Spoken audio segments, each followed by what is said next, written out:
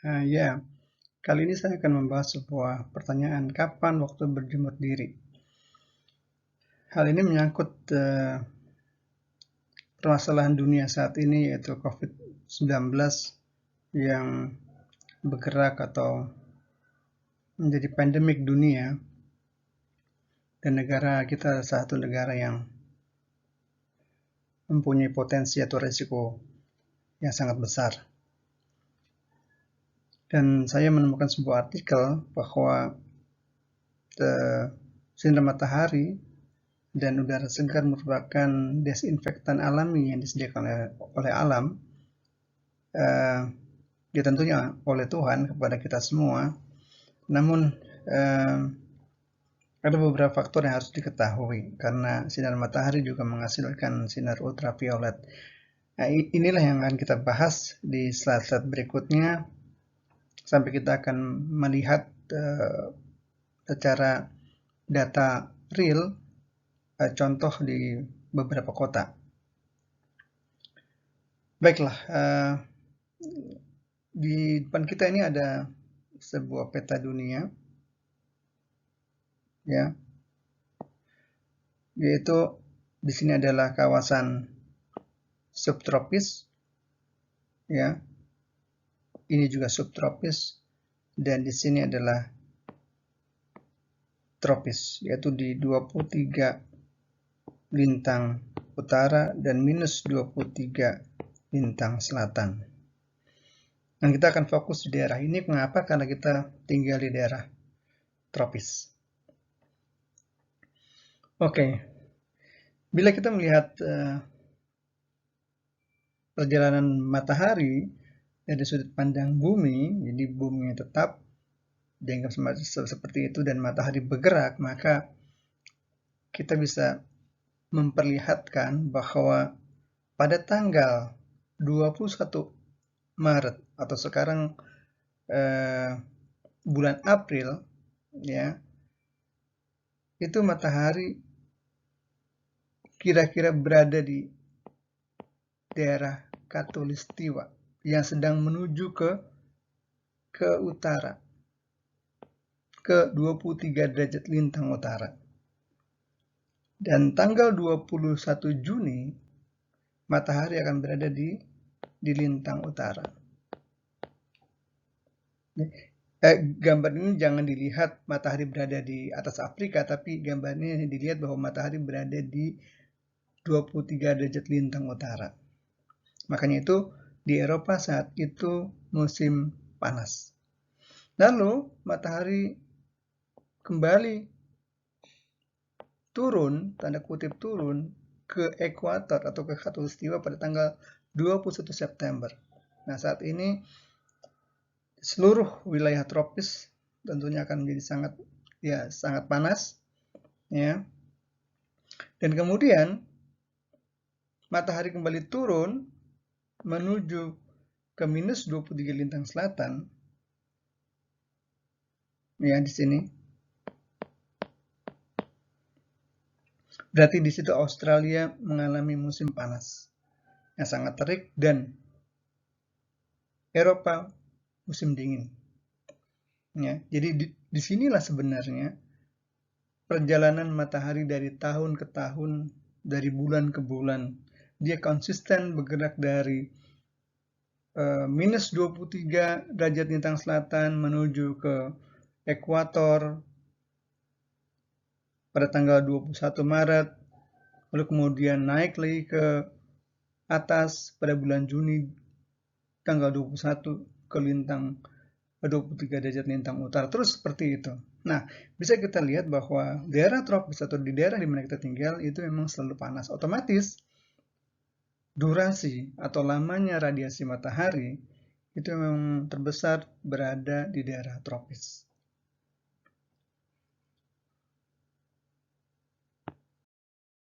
Oke.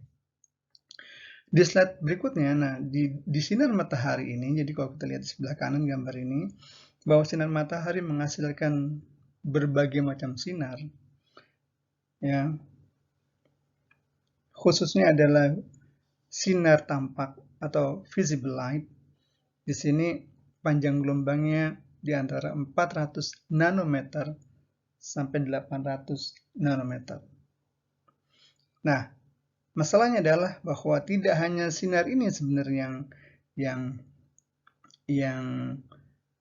masuk sampai ke bumi atau yang sampai ke permukaan bumi. Jadi di sebelah kanan kita akan melihat gelombang atau spektrum matahari yang panjang gelombangnya itu tinggi, bisa sampai 10⁻³ meter untuk gelombang radio. Jadi panjang gelombang makin panjang, berarti energi yang dikandungnya semakin kecil. Sedangkan di sebelah kiri dari visible light, atau cahaya tampak, di sini, itu panjang gelombangnya semakin pendek. Artinya, energi yang dikandungnya itu semakin besar. Oleh karena itu, maka kita akan fokus di sinar ultraviolet ini. Karena sinar ultraviolet ini sampai ke bumi, dan itu menimbulkan sebuah resiko terhadap kesehatan kita, terhadap kulit. Ya. Lalu kita lihat slide sebelah kiri, ternyata sinar ultraviolet itu terdiri dari 3, yaitu ultraviolet A, ultraviolet B, dan ultraviolet C. Kita nggak bahas secara detail, tapi kita akan melihat bahwa ketika sinar matahari bersinar, maka ultraviolet A, ini bisa dilihat ultraviolet A, mempunyai kemampuan untuk masuk atau untuk sampai ke permukaan bumi dan mempunyai resiko untuk merusak sistem kekebalan kulit. Ya, jadi dia masuk melalui ini lapisan-lapisan atmosfer di sini. Ada mesosfer, ada ionosfer, ada stratosfer, ada troposfer, di mana pesawat, awan, puncak gunung dan sebagainya berada di lapisan troposfer ini. Lalu ultraviolet B, kalau kita lihat angkanya di sini, dia panjang gelombangnya lebih pendek daripada ultraviolet A. Kita bisa lihat bahwa dia juga mempunyai resiko yang besar, kan tadi sudah saya katakan bahwa bila panjang gelombangnya makin pendek, maka energinya makin besar. Ya. Namun ultraviolet B ini bisa ditangkal atau diserap oleh ozon di lapisan stratosfer. Ya, bisa kita lihat di sini. Ya. Ada yang tertahan. Jadi tidak banyak masuk ke permukaan bumi. Lalu ultraviolet C, dia punya panjang gelombang yang jauh lebih pendek. Nah, ini dia sangat berbahaya sekali, tetapi tidak sampai ke permukaan bumi. Karena apa? Karena dia diserap oleh oksigen dan ozon di lapisan stratosfer. Jadi dia berhenti sampai. Jadi ultraviolet C sangat berbahaya, tidak akan pernah sampai ke bumi. Gitu ya. Oleh karena itu kita harus menjaga ozon, karena ozon mempunyai fungsi itu. Baik. Nah, slide yang ketiga ini yang penting, bahwa setelah kita tahu itu, nah saya ingin fokus kepada contoh.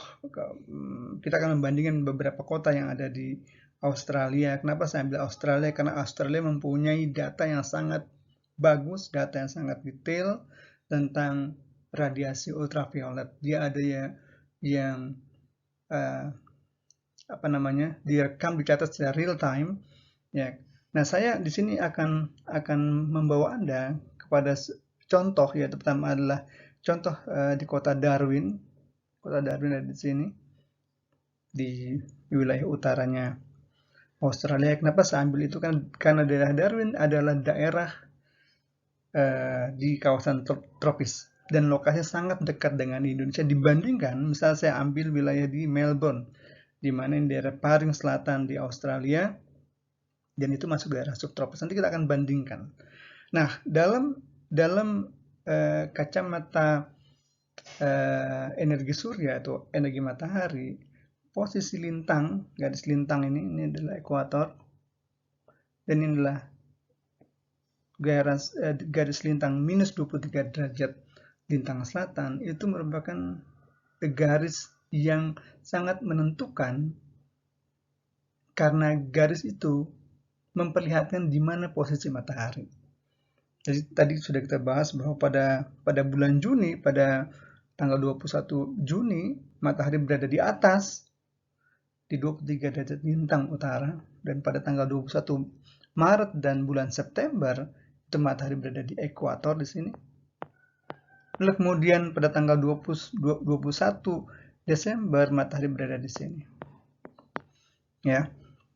Jadi itulah yang menjadikan kajian kita pada hari ini fokus di dua kota. Di Darwin mewakili daerah tropis, atau sebut saja kita bisa mengambil Indonesia setara dengan di Darwin, gitu ya.